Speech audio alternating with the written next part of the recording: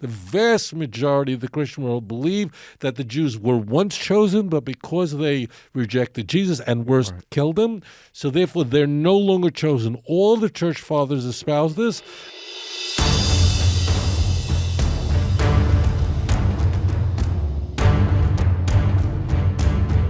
Okay, welcome to the Wildscast. It is an honor and a pleasure to have Rabbi Tovia Singer with us. Welcome, Rabbi Singer. Thank you so much. Thank you. I really appreciate you coming on, staying up so many hours into the night. You've been working for decades, pulling our Jewish brothers and sisters out of the hands of missionary and cult groups for years. Now, I remember growing up in Queens, it was a big issue. Do you still view this as a big problem today in, let's say, in Israel or in the diaspora, like when you started? In Israel, it's a stage 4 cancer. And for those who don't know that, there is no such thing as stage 5. It's a situation where missionaries are fully ensconced here in the Holy Land. They portray themselves as rabbis, and unfortunately I had to expose so many of them. And they're very well connected to the government, and the problem has increased exponentially, not only in Eretz Yisrael, but in North America where you are, because the problem of Jews for Jesus is a symptom of the unpaid bills of the Jewish people. So as assimilation peaks, heightens, so does apostasy and joining these fundamentalist Christian groups. Very unfortunate. So it is at least as much of a problem, if not worse, today. Oh, it's much worse today because, as there is the assimilation goes up, Jewish education dives, so we're losing our people for a lack of knowledge.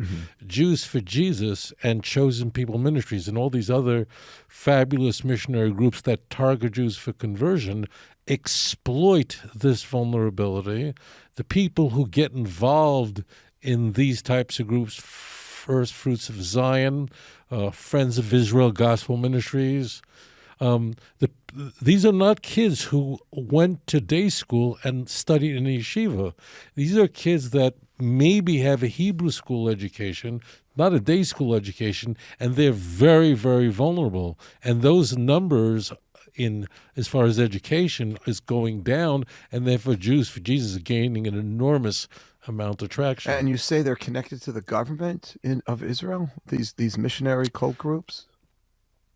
Oh, yeah. That means Israeli leaders understand that the Jewish state has very few friends in the United Nations.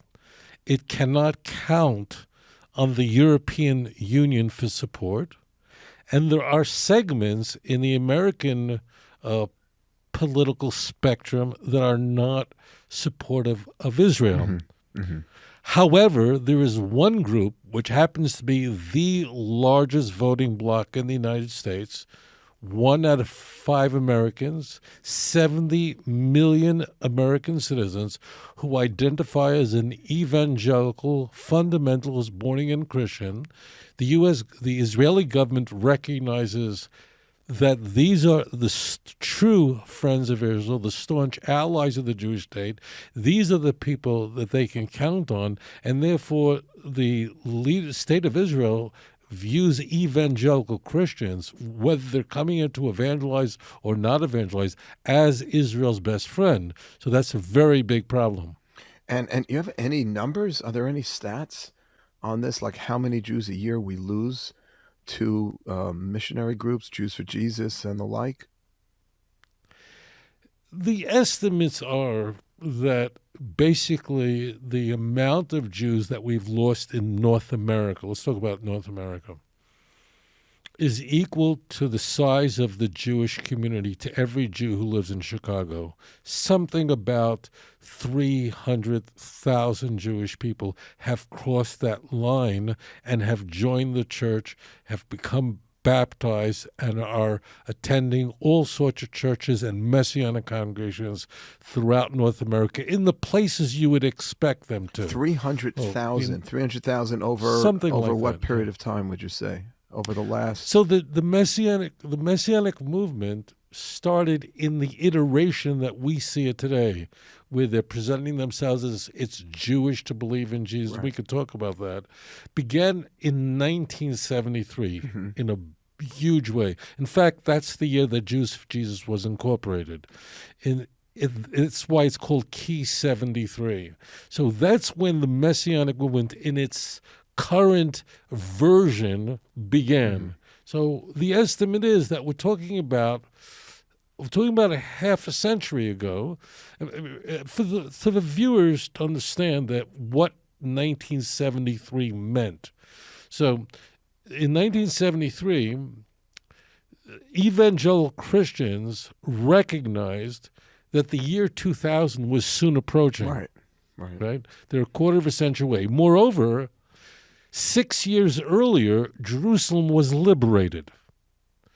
For any person who has even a superficial knowledge of Tanakh recognizes that the Jewish return to Jerusalem has enormous messianic implications.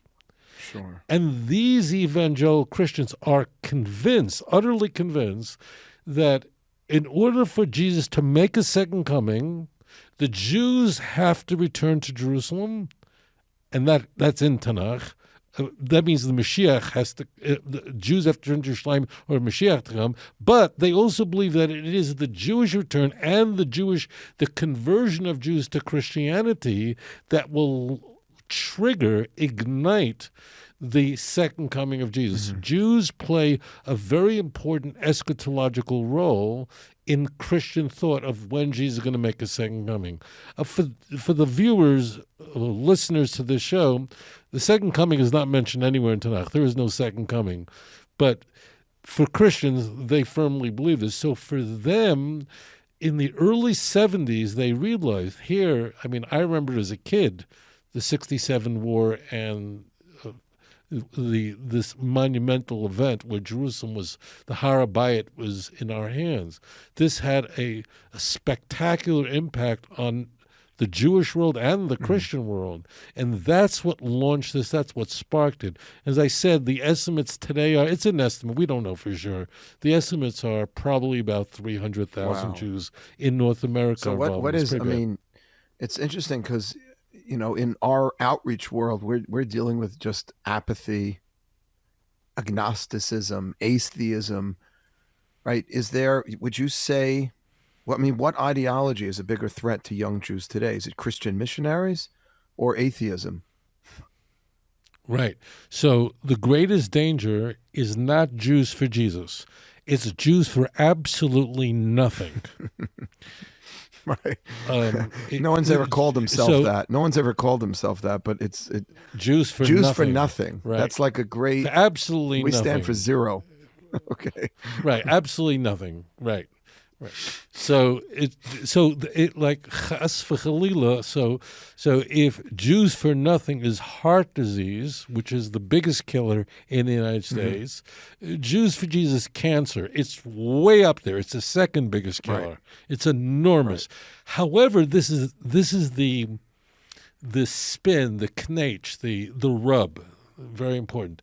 The antidote to Jews for nothing is the same antidote to Jews for Jesus, and that's education. Yeah, knowledge. Right.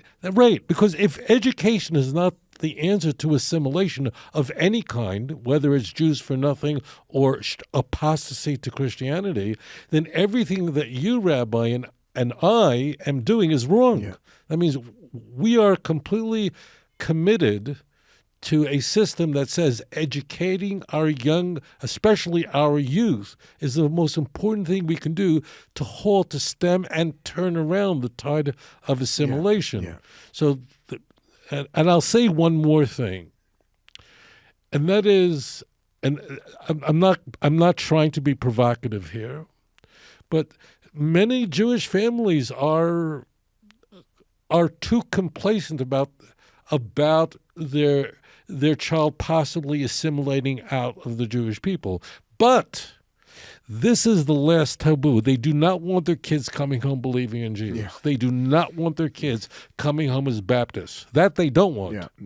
And therefore, because the missionary problem is so, the optics on it are so raw, so visceral, that Jewish people who might otherwise not send their kids to a Jewish day school and a Jewish camp, which is very important, will do it because they don't want their kids to assimilate. And that's what's interesting. So, yeah, this is this is cancer. This is not heart disease. It's a very serious problem.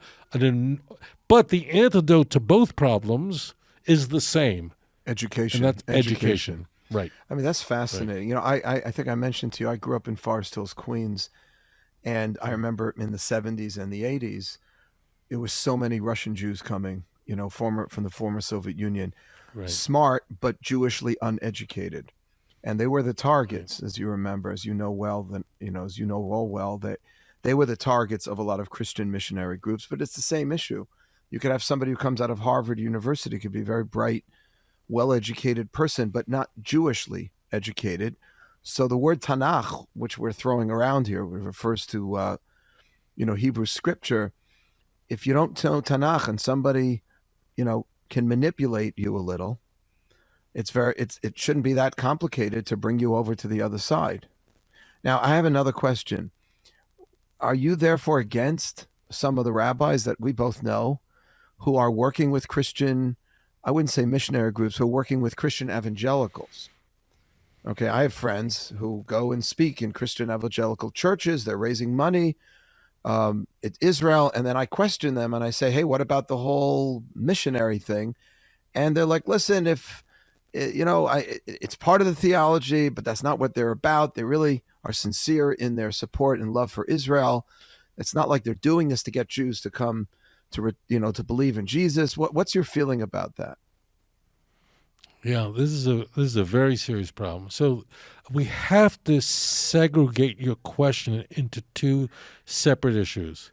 Should rabbis work with Christian leaders? That means the rabbinical leadership, a rabbi and a minister work together on a project that concerns us both. So we've been doing that for a very long time.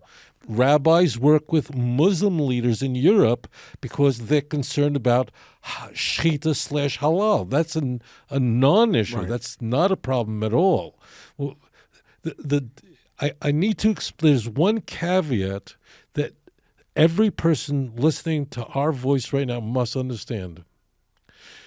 In all cases, the person that succeeds in converting a Jew, the first contact is always someone who is not a professional missionary, a layperson, an evangelical Christian layperson. Mm-hmm. And it's almost always someone who is not Jewish.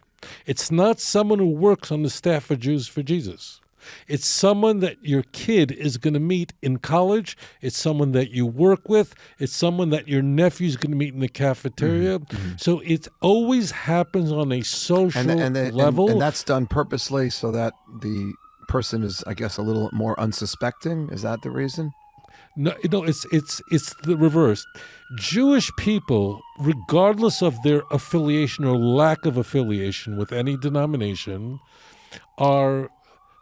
have visceral hatred for Jews. This can't stand the group. Mm-hmm. So therefore, if a Jew meets a Jew who converted to Christianity, it's very offensive to us. Right. So therefore, they can't get their foot in the door. But conversely, if if an average Jew meets a non-Jew who's a Christian, who happens to support Israel and loves the Jewish people, so then we don't have a problem with it. Sure. We're not, right. So therefore, a social relationship is therefore possible, and the non-Jewish evangelical Christian can get his foot in the door. The evangelicals want to convert everybody. They would love to convert every Hasidic Jew in the world. But every group, 55 to 60 million Christian evangelicals, and the ones that are so supportive of Israel, Pastor Hagee and the like, they're all out to convert us. As far as Yes, and that means we're not talking about the former Speaker of the House, Newt Gingrich, as an example, who's very pro-Israel, but he's not a Protestant evangelical. He's a Roman Catholic. That man has no interest in converting Jews. This is important. The former mayor of New York, Rudy Giuliani, he's a devout Roman Catholic. He has no interest in converting Jews. So, Jewish people, we understandably, we're outsiders. We could lump the Christian world together. We're not talking about the Roman Catholic Church. They're not interested in converting Jews. We're not talking about mainline Christians like the Episcopalians, who are the cousins of the Anglicans. They're not interested in converting us. The Presbyterians, they're not interested in converting us. The people specifically we are referring to are fundamentalist, evangelical, born-again Christians. That's the 70 million.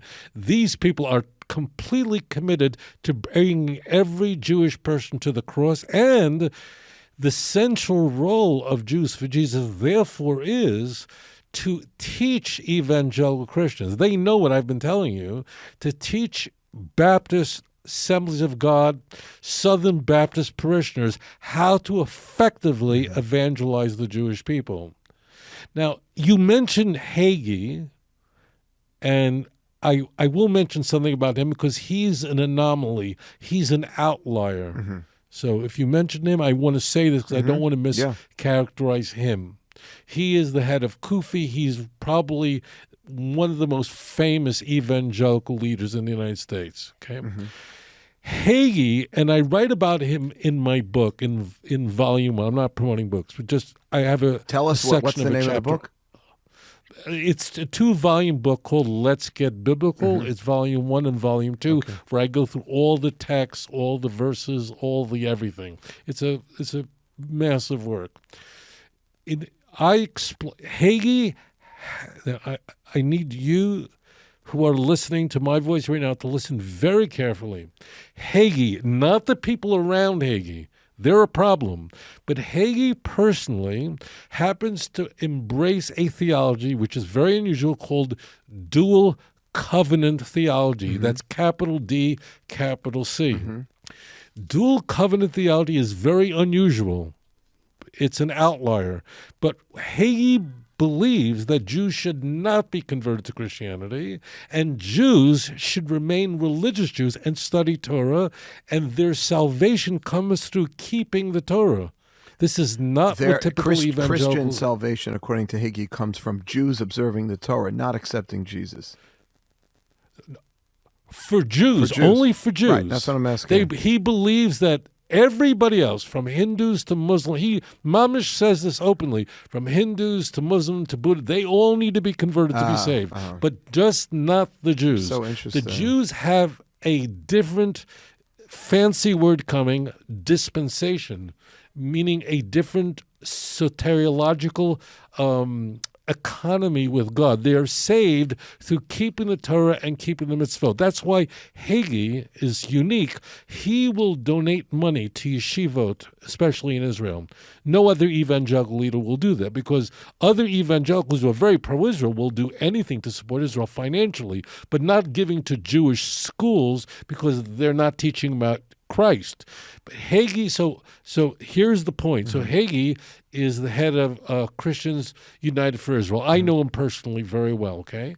He himself holds this, but fair warning, everyone in his orbit, everything that comes with him. That means if your synagogue decides to have a program with Kufi and you all get together in the ballroom of the Marriott and there's 3,000 people there, the people that your congregation, you ask me, like, what should rabbis do? Know this. Your congregants, the people that come to that event, are going to be mixing with evangelical Christians who definitely want to convert the Jews. They do not hold what Hagee holds. So this is a little complicated, but I don't want to misrepresent them. This is so important for our listeners to hear, and I really appreciate you making this so clear.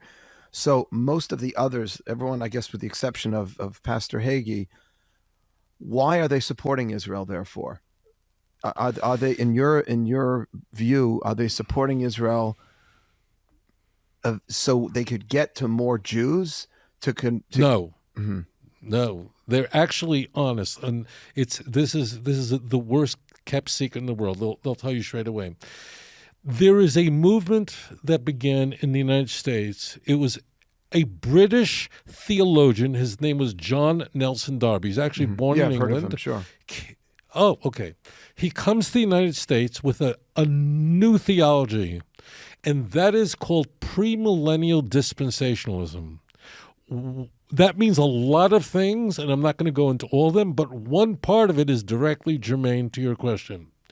He upends the way the church viewed the Jewish people for 1,700 years. Until Darby, all Christians believe that the church replaced Israel and the Jews are no longer chosen. Right, the new Israel, they call themselves. Right, exactly. It's called New Israel theology. It's called covenant theology, or the pedestrian term that most people are familiar with is called replacement theology. Right. That's what the Catholic Church believes, what's what the Greek Orthodox does, the Orthodox Church believes. When I say Greek Orthodox and Catholic, that's the vast majority of the Christian world. Right. So the vast majority of the Christian world believe that the Jews were once chosen, but because they rejected Jesus and worse, killed him, so therefore they're no longer chosen. All the church fathers espouse this, all the reformers espouse this, and they all, frankly, all the church fathers and reformers were really terrible anti-Semites. And the Catholics subscribe to this as well? Oh, yeah, completely. The Catholics, in Vatican II, in a positive advance with Pope John 23rd, so there was an advancement in that the Catholic Church renounced anti-Semitism and renounce the notion that the Jews are culpable. The Jews today are culpable for killing Jesus in a document called Nostra Aetate, which means in our time.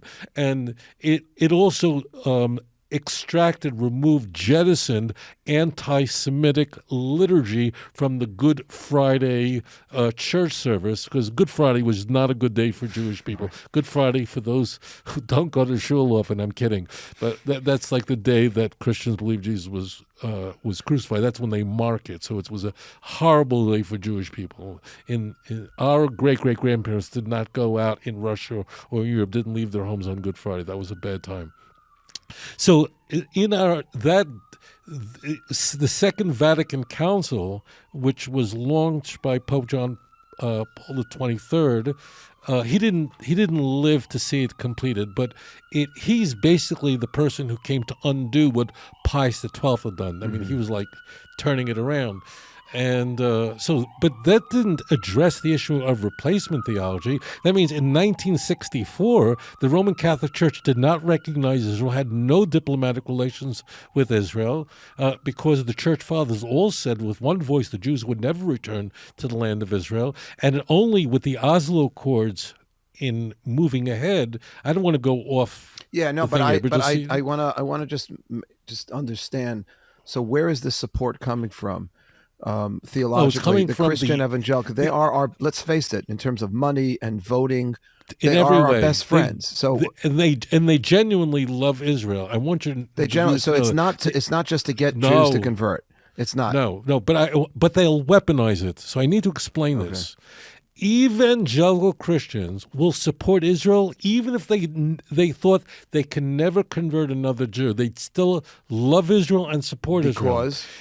Because they believe that replacement theology was the greatest mistake of the church, and the Jews are still chosen, and the land of Israel, every square inch of it, belongs to the Jewish people. They believe that, and they believe Genesis 12, verse 3, that says that those who bless Israel, those who bless the descendants of Abraham, meaning the Jews, I will bless them, and those who curse the descendants of Abraham, they will be cursed. In you, all the nations will be blessed. They believe that the only reason why America is blessed is because it supports Israel. The moment America turns its back on Israel, America will be destroyed. So theologically, yes, in order for them to receive blessing, based on Genesis 12:3, they have to support the Jewish people, not just Israel, just the Jews in general. Right. And they believe, this is important, they genuinely believe that God's love never turned away from the Jewish people. So therefore the Jewish people are beloved by God, are still chosen. That's why Philo-Semitism is lives very naturally in the dispensationalist world, in this thinking. And this happened, this phenomena exploded in America. There was a lawmaker from Kansas, Cyrus Schofield, who had the Schofield Bible. He believed this. James Balfour, the foreign secretary, you all know him. The Balfour Declaration, he believed this. He was part of this movement. He was the founder of the. I didn't know that. Oh yeah, they all believe this. And just to clarify for our listeners, so most of the Christian world, Catholics, Protestants alike, subscribe to this new Israel theology, this idea, this replacement theology, that since the Jews didn't accept Jesus or killed him, therefore they're being replaced by the Christians. They're the new Israel. The Christian evangelicals reject that, and they never believed. In other words, they never believed that that the Jews were ever replaced, and that and that they're still. They believe we're still the chosen people, and therefore whoever blesses Israel will be blessed, and that's the reason why they're supporting.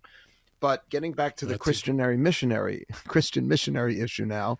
So you're saying that, so they're not doing it to missionize. They're not doing it to baptize us. No. But there's a caveat. I knew there's a but, yeah. Now that they really support Israel, lishma. That means they genuinely support Israel. And this theology does bleed into philo-Semitism. Absolutely true. But they then weaponize, they exploit this genuine love for Israel in order to convert Jews by saying, look, I know you Jews feel uncomfortable with Yeshua, with Christ, because of what Christians did to you. But I want you to know they were not real Christians. They didn't love the Jewish people. They followed a false iteration of Christianity. But we are a real Christian because a real Christian loves the Jewish people. And therefore they use their love for Israel. Again, they're not interdependent. They really support Israel because they support Israel. They're not doing it so they can convert Jews. This is a big mistake people make. I understand why.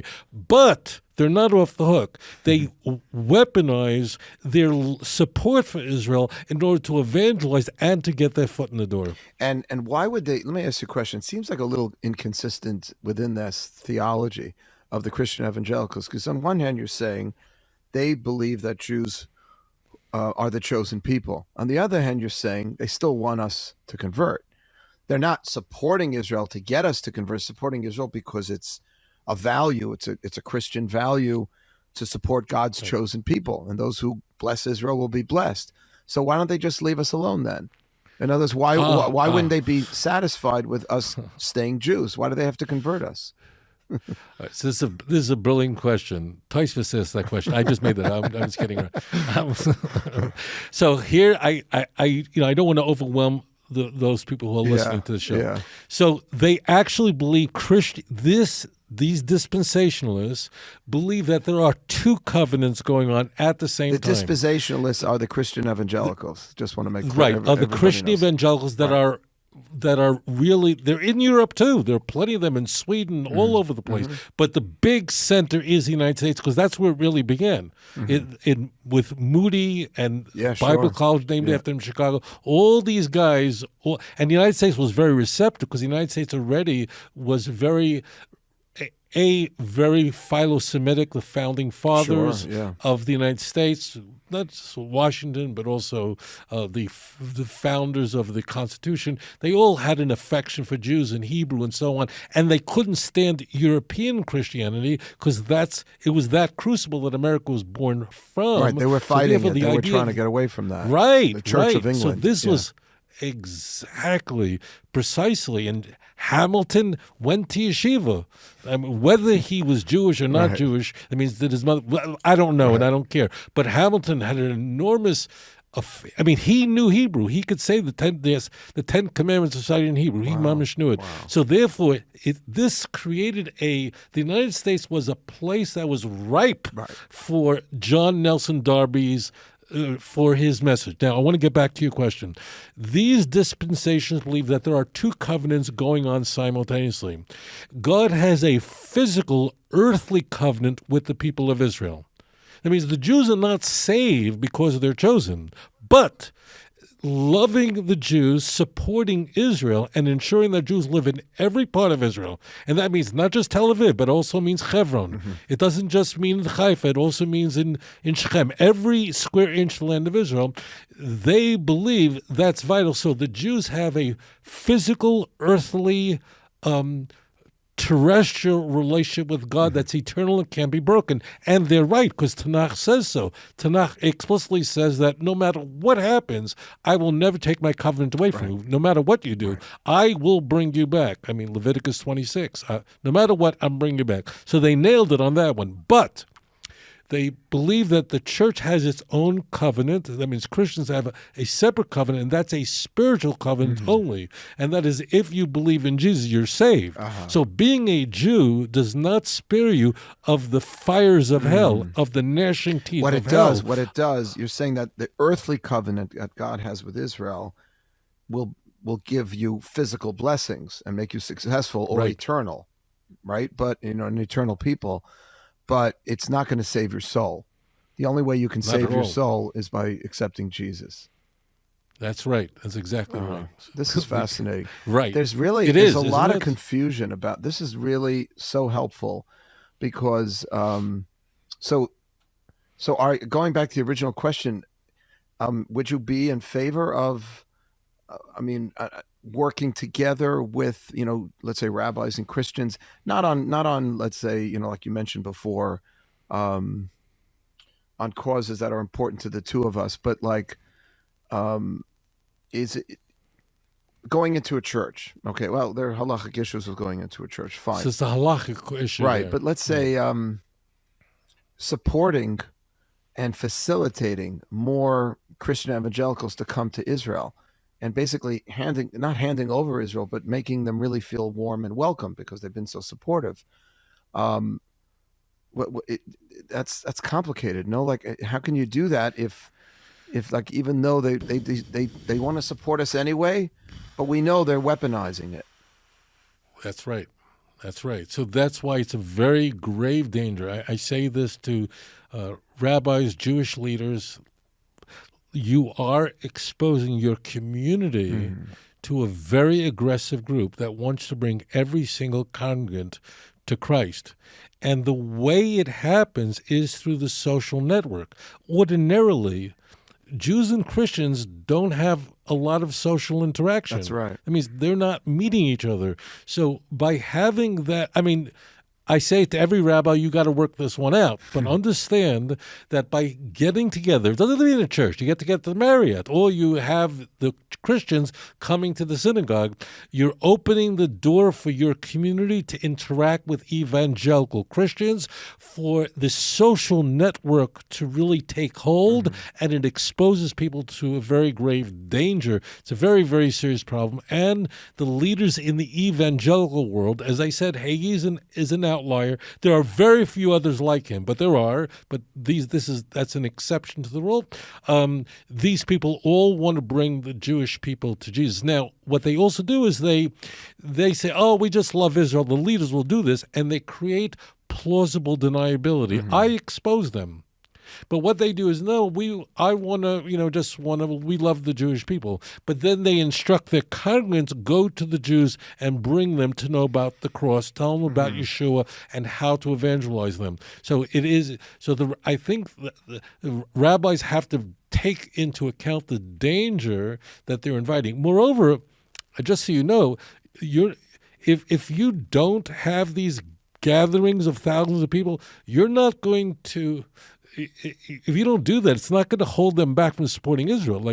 They'll support Israel no matter what you do. So don't think of it that way. I'll say something crazy on your show. I'll tell you something that'll make everybody's head spin. As it turns out, this is going to be a bombshell. There is probably no movement, there is no organization that is more responsible for Christians converting to Judaism than Jews for Jesus. That means that, as it turns out, there is actually a whole there's enormous movement there. I need to explain this. Because the evangelical Christians are so focused on Israel and looking at the Jewish roots of the Christian faith, and we need to learn the Hebrew. We got to get back into the Old Testament. Right, and that's all the that. kind of feel he has. Exactly. Right. What that does is it gets Christians, his parishioners, who want to convert Jews, but they get very curious about Judaism, and then they want to study Hebrew, and then they order an art scroll, and then they watch rabbis on YouTube, and they want to study more, and then they're going, wow, like they're learning amazing Torah. Like we're not learning in the churches, we're not learning Torah at nowhere near this level, and we were never taught Hebrew in our churches, in our Sunday schools. And so what happens is they start to learn more and more about Judaism, and that's why if I go into the conversion programs, whether they're in the United States, in Chicago, here in the land of Israel, it's packed with who? Not former Hindus. There are some, not former Buddhists, there are some. The vast majority of them are Christians, but not just any Christian. The vast majority of them are evangelical Christians, former evangelical Christians. So into what conversion programs are you talking they're about? converting to Judaism. Yeah. That means, that means the vast majority of people who are converting to Judaism are from the evangelical Christian world.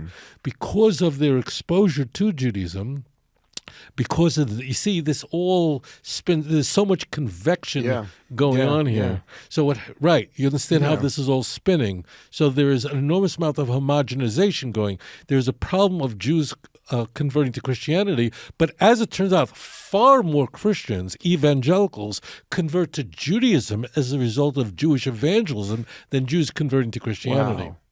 Wow. I don't get a lot of that. We get a lot in New York of young non-Jewish people who fall in love with Jews, and there's a Jewish grandparent who wants a conversion. That's when I get the phone call. So that's a very different group. I don't have a lot of Christian evangelicals converting, but there's been some over the years. Let me ask you another question. A lot of people who come to MJE, I see this a lot, believe in God, but not necessarily that God wrote the Torah. What do you say to people? I know you give talks about this. I know this is a concern for you. What is your best argument? If you can sort of share it on one foot, if you don't mind. Sure. As it turns out, well over more than 1 out of 2 people who share our planet, more than half the world's population, although many of them are not crazy about us, believe that our Torah is the Word of God. Muslims do not believe the New Testament is the Word of God. They don't even like it. And Christians do not like the Quran. They just don't. For whatever reason, it's not important. But the one thing they can agree on, regardless of what they think about Jews, is that Torah is divinely inspired, and their religions are all predicated on the Torah of Moses. Moses in Islam is considered the highest Rasul, only second to Muhammad. I mean, Moses is way up there, and his revelation is the highest. And Christians believe the same thing. And the question is why? And this is what I would say to any Jew who's wondering about his faith. Why is it that the nations of the world are so awestruck by the Torah? And what is so unique about it? And as it turns out, the Torah predicts this. In Deuteronomy chapter 4, the Torah says, look, this is what's going to happen. All the nations are going to say, what a wise nation this is, speaking about the Jewish people, the children of Israel, that has such a wise law.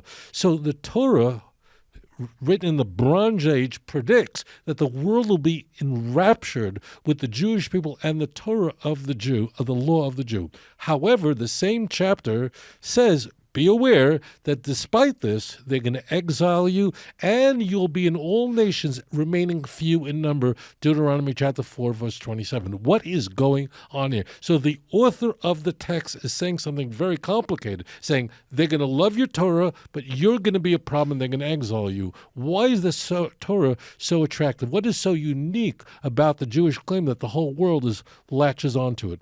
And that is the type of revelation. The revelation is one of a national revelation. It's completely unique. That is our formidable event. We believe in Abraham and his encounter with 3 angels in Genesis 18 based on faith. We have no evidence for that.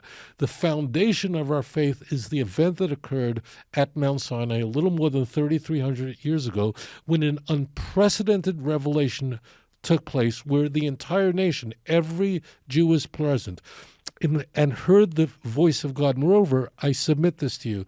We're now between holidays. Every Jewish holiday is based on an event that affected the entire nation. Passover, celebrating an Exodus, miracles that occurred on a national scale. We all experience it. Passing through the Red Sea, on dry land, receiving the Torah at Mount Sinai, which we are going to celebrate in just a few weeks from now. The Festival of Tabernacles, a national event where God preserved our people for 40 years in a wilderness. All Hanukkah, all of our holidays are not public, like very public. And what would you say? The whole nation was there. And what would you say then? Which obviously is in contradistinction to the Christian view of, right? Easter, like who was there? Like two ladies. I mean, right. Every other one is different. There's one exception, Rabbi. I just want to share this one thing with you. There's only one other type of holiday that that celebrates national events, and that's secular American holidays. When you celebrate July 4th, the reason why Americans celebrate is because of a national event that occurred to the people of the United States of America.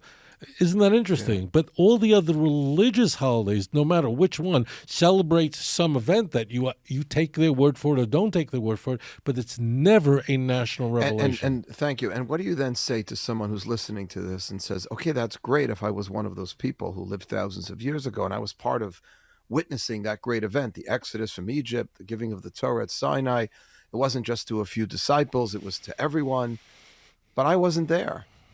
And you're asking me to just simply believe that this event took place. What's the response to that? What's the next step then? Right. So think this through very carefully. There's a lot at stake here. What are the origins of the Torah? Is it divine or human? Someone wrote it. Right. Either God is behind it or just a bunch of men who lived 3,000 during the Bronze Age are behind it. The consequences are staggering, right? Yeah. I mean, obviously, if it's God did it, then I should do it. If men just thought pork was a bad idea, well, that was good then, but bacon, that doesn't apply to bacon today. So, like, is God behind this? That's the... So here, now listen and think very carefully. If men invented this, wrote this book, and they made it up, they made up the stories... They then present, at some point, someone wrote it. Somebody wrote it thousands of years ago, and then it's given to a people and told, here is your history, right? What would the people then ask if it never happened? There was no Egypt, no Joshua, no Moses. They would go, what? Like, how come no one told us about this? That means the book is not making a claim that some prophet met an angel in some remote area. This happened to you, to your forefathers. So the people would have to respond, if this was invented, if this is a human document, then how come no one told me? And then what would you do? You'd have to say it was some big secret. No one was supposed to tell anybody, right? You'd have to say something. You'd have to explain, like, if it never happened, like, how did... If it happened, why didn't anyone tell me about this? But as it turns out, because that's the story. In other words, the story we've been telling. It's a story of your history. The story of our history is that these Jews were gathered around a mountain. They had been slaves. This is right. So let's say it was written by a human being. That human being would then have to somehow convince a nation that they were these descendants of these people that were enslaved or stood at Sinai. But that big of an event, I mean, this is what you're arguing. I just want to clarify it. That big of an event had to have been heard by somebody, right? It can't just be made up and then, right. In 100 years from now, I mean, if 9/11 never happened 100 years from now, if someone just made it up, you'll go, well, 9/11, such a cataclysmic event? Like, why didn't anybody say anything about this? It's not one individual. You take his word for it and not take his word for it. Exactly. So the text would have to, buried into the text, would have to have a method, a device, a plot device to explain this away. Because this would be the book is saying this is your history. And as it turns out, so the book would have to say your parents don't know about it because there's some secret. But it's the very reverse. And this is why it's so compelling about Torah. It's not just Jews have discovered that the world has. And that is, the text says the following. The author of the book says, look, you have questions. I'm going to tell you what I want you to do. Sha'al avicha v'yagedcha zikeinecha v'yomer lach. Deuteronomy chapter 32. If you have questions, ask your daddy. He knows all about it. Ask your elders. They'll recite it to you. And I want you to do the following. Every year I want you to gather together and you should tell your children, and your children will ask and you will tell them. The author of the book had no such concern. It's just the opposite. The author of the book says, if you want to know more about this event that happened to you, not to Eskimos, but to you, this is your history, go to your grandparents, they know all about it. Therefore, the book actually locks that in. So therefore, only the origins must have been divine. It must have actually occurred to our people. Moreover, Deuteronomy chapter 32 says, Deuteronomy chapter 4 says that this is a one-time event in history. The giving of the Torah is a one event. Was one time. Ata hareis ladas, you have been shown this, hareis ladas, that you may know, not have faith. Why? That I am God. And ask, has there ever been, the text asks the question, Sha'alna l'yomim rishonim. The Torah, the author of the book is speaking to you and is saying, think back through all time in history. Has there ever been any other nation that has had a national revelation and survived, that has been delivered on a national scale and is here to talk about it? The answer is no. Ata hareis ladas is the response to that. It never happened. My friends, the Torah is so delicious. It's mamish mili mal yisrael. It's words that are so high, so delicious. And the text, God understands you. He loves you. You're created in His image. So the Torah is pregnant with information so that you can know the origins are divine, not human. Because the text is saying, go to your people. They know all about it. And that's why this is what's so delicious about the relationship between God and the Jews. We're really married. The Jewish people are a witness people who bear testimony to the Torah. Conversely, the Torah bears testimony to the uniqueness of Klal Yisrael as being to the nation of Israel, as being a light to the nation. And that's why Isaiah tells us, Atem Eidai Nom Hashem, Avdi Shebacharti, you are my witnesses, declares the Lord, my servant whom I have declared. So God calls to the Jewish people to be His witnesses, to bear testimony. Testimony to what? If it never happened. And conversely, the text, so that's why the text stands as a testimony to the people, and the people, the Jewish people, bear witness to the authenticity of the text. It's a beautiful marriage made in heaven. You know, you do such a great job articulate, and I've heard some of your debates with pastors and priests. You're obviously arguing, things you would believe in. You're passionate. It's emotional. I really care about the Christian I'm speaking to. And my audience is very large. I have like 20 million people who watch me on YouTube. I have 54,000 subscribers. And I know why these Christians believe what they believe. I've studied Christian literature for all my adult life. And I would say that if all I knew was the Christian Bible, and I was raised in a Christian home, I had no access to the original Hebrew. I was reading a Bible that had been corrupted, whether it's the King James or the New International Version. These texts have not just been poorly translated, but deliberately corrupted. I don't know what I would have done, and therefore my heart goes out to them. I had an opportunity. I learned in yeshiva. I learned in the mirror. I had the best possible education my parents could have given me. I believe, and I know you agree with me, Rabbi, that along with our remarkable education, there comes a responsibility. It's not just like you and I can say we've learned in the finest institutions of Jewish knowledge in the world. With that knowledge becomes a responsibility. I care so deeply about people, Jew or not Jew, who don't understand about the truth and the beauty of the Jewish faith. I didn't get this when I was a kid. I grew up in Brooklyn, and I did not like Gentiles. I just didn't. They scared me to death, and they hated me. I grew up in Brooklyn and Borough Park, and if you were in Borough Park in the 1960s and 70s, you stayed far away from non-Jews because you were chased down as a Christ killer. So I thought non-Jews were insane. I was born 15 years after the Holocaust. I mean, that's the world I grew up in. I thought the others, and then as an adult, I began to meet Christians who are such good people, nice people. I left Brooklyn, and I realized, no, I got this all wrong. So I don't get upset because I understand they're not bad faith actors. These are not like the BDS people who are just bad faith actors and using plausible deniability that they're not anti-Semites, they're only anti-Israel. That's a whole different ballgame. No, you with really them, seem I probably to, would I not see be. it. Your sincerity is coming through. You actually care about the people with whom you're arguing. And therefore, your tone is going to be different. It's not simply about convincing them. Of course, it's about helping them. Right, because they're good faith actors. If they were bad faith actors, I would not be able to interact with them.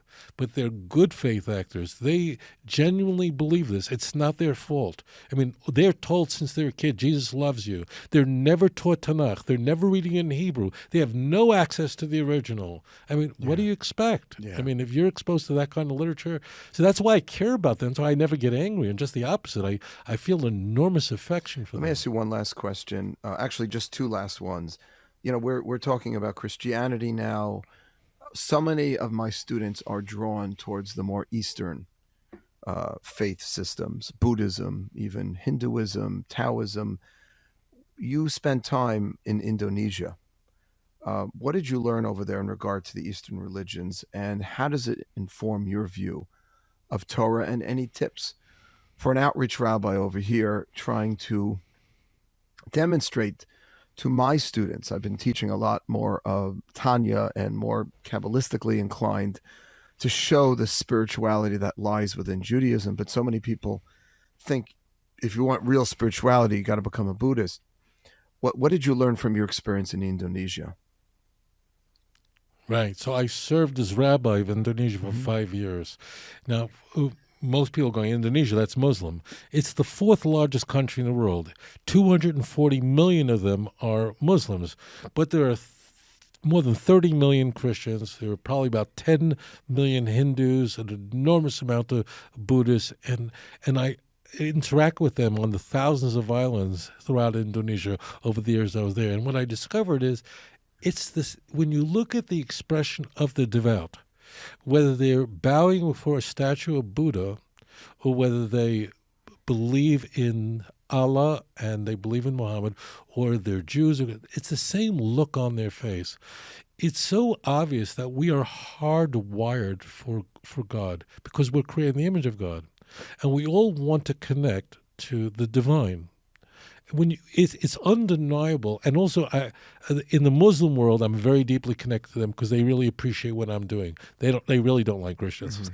So what I realized was that everybody's got this. We're all Bluetooth hardwired for believing in God, and no animal ever believed in God and wouldn't know what you're talking about because we're created in the image of God, and therefore it became very obvious to me that we're all trying to connect to the divine.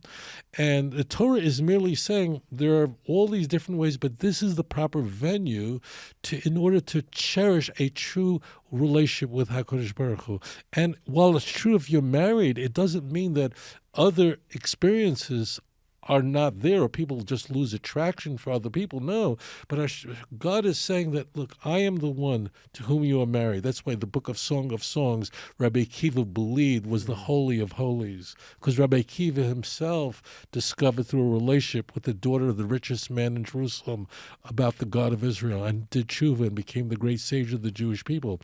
So my discovery about the Eastern religion is that when you meet the Hindus in Bali, Bali has a very large Hindu community population, very devout, much more so than in India. It's the same face. It's the same face in the Buddhists on the island of Java. It's the same face on the Muslim. It's the same face in Jayapura of the Jews that are there. So it's very obvious that everyone is drawn to God, and the Torah is saying this is the way. And what is striking, this sort of brings back to where we were, is that the Jewish people, we are told, are a or lagoyim, a light to nations. We're told that term, not idea, but the term is unique to Isaiah 42:6 and 49:6. We're never commanded to go to the nations and proselytize them and hold crusades and so on to try to convert them. You, the Jewish people, devote yourself to the Torah, devote yourself to God, and it will light up the world. And we're seeing masses that are turning to the God of Abraham, Isaac, and Jacob, because we are seeing, while you and I, as Jewish educators, are very concerned about apostasy, about assimilation, we're both deeply concerned about that, we're also stunned by the enormous tshuva movement, this enormous change and transformation in the Jewish world, and the growth of even B'nai Noach, non-Jews, who are embracing Judaism as their faith without converting. So that's what I learned in Indonesia, that everyone's trying to connect to the divine. Thank you so much. This is amazing. One last point, if you can bring out how becoming more educated, learning more Torah. One of the things that I try to plant a seed in my students, most of the participants who come to MG have not had the benefit of a Jewish day school education. I'm trying to inspire and encourage people to think about this now because it's a big investment. How would you articulate to someone that having that kind of education and leading this kind of life is going to lead to more meaningful and inspired existence? Because everybody wants that. Everybody wants to know, how can my life be more interesting, purposeful, and meaningful? How does observing Torah lead us to that? So I'm going to give advice to you're listening to us right now. I'm going to give you some advice. You're worried about your future of your family, your Jewish camps are really important. And by the way, most of the people listening, a lot of people listening are married, families, kids. A lot of people come to MG and are singles. They're in the 20s and 30s. And they're just like, come on, Rabbi, let me get married first. But I think we should talk about this now, because that will help determine what kind of girl, what kind of man you want to start dating. That's right. Right. And the other thing is, I'm going to say something. It will not be provocative. Judaism can be a practice in the United States, but in truth, the full experience of Judaism is here in the land of Israel. I'm just telling you what works. I've been doing this a really long time. It needs to be an experience. Just learning the text, but not experiencing Judaism is not the way you have a marriage with your faith. So I would say this to those of you who have to choose between. Jewish camps are really important because your kids then get to live Judaism for 2 months. The birthright type of program is exceptional, and experiencing the Jewish faith is stunning. And I'm doing here a series in Israel on the book of Isaiah. We're going through every chapter of the book of Isaiah, and that's really exciting. People are often not studying the prophets as much as we possibly could, so I want people to know about that. But I think experiencing Judaism is vital, to actually live through the Jewish holiday, Shavuot, what's coming upon us, contemplate what we've been talking about, but living it. And that's why something like 65 or 70% of kids who come on a birthright trip to Israel are transformed, marry inside the faith. The numbers are staggering. It has a very big impact. We have never met before, I don't think, but I'm just going to guess that when you came to Israel, right, that had an enormous impact on your own. Yeah, I mean, there's something just about being there. And I've been bringing groups over 20 years. It still has its magic. But how do you? That's right. What's a good first step for people in your mind? But let's say traveling to Israel is one thing. Let's say someone can't go for whatever reason. Their job doesn't let them they can't get off that much work. what would you recommend? I mean, I'm not setting you up to just advertise the Manhattan Jewish Experience right now, because we have a lot of programs like this, Shabbat dinners, classes, and all that. But what do you Right. think is... That's the key. It's the Shabbat dinner, I think, that will trigger so much. I think the beginning has to be an experience. And that's why what you're doing, another outreach, come to a Shabbos table, experience Judaism, and then it triggers so many questions, and then the learning follows from the experience. Whether it's going to Israel, which is very, very powerful, to actually come here to Jerusalem, where almost all the Bible was written, where all the prophets preached. You can actually walk through Jewish history, but experience Shabbat, not just not just learn about Shabbat digitally, but actually experience it. I think that makes a big difference in people's lives. And visiting Israel, I think, is huge. But if you just started teaching Genesis, people are not experiencing Judaism, I don't think Right. it will It have can't the just be force academic. that, Right. The potential is not right. Well, if it's you don't too mind, detached. I'll take that opportunity because we are going to Israel this summer. MJE, we're bringing 2 different groups, July 16th that week. And we've got dinners almost every single Friday night at MG at our 3 locations in the city. So I appreciate you giving us, without even realizing, a great commercial for our programs. But I want to thank you, Rabbi Singer, for your incredible work, not just the time and that you stayed up late. And I apologize for coming on later, that you waited. And I know how busy you are. If people want to hear more from you, and they want to watch your videos, what's the best way for people to follow you? YouTube, and it's just Tovia Singer, that channel.